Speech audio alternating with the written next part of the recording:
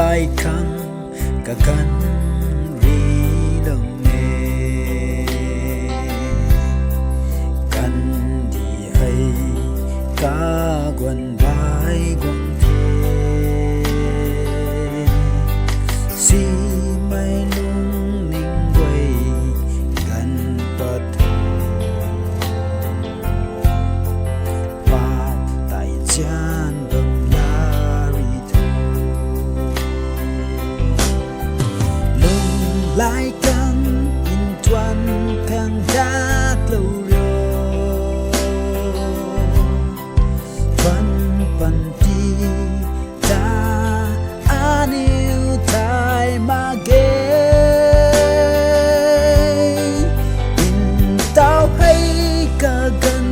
đi thế ra quán cầu ngang lùng chỉ lâu thôi lưng lại căng cả gần ri làm mê thân đi hay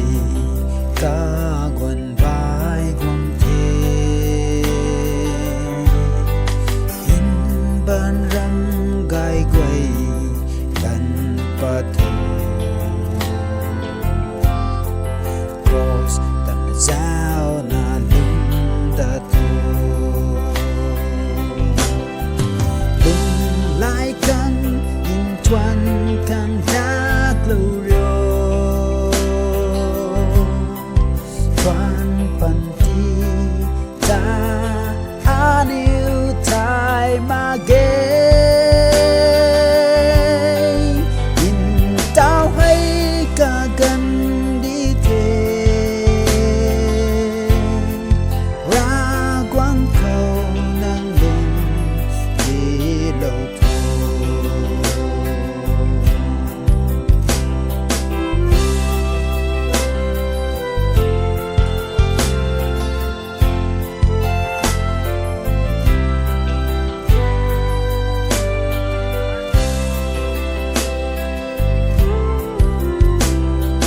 lưng lại căng cả gần ri làm mê căn đi hay cả quần vai quần thế cái mây tan quay tay tan đất Chris đã có cả dài đi lưng lại căng in tuan căng đá lâu rồi tuan phần đi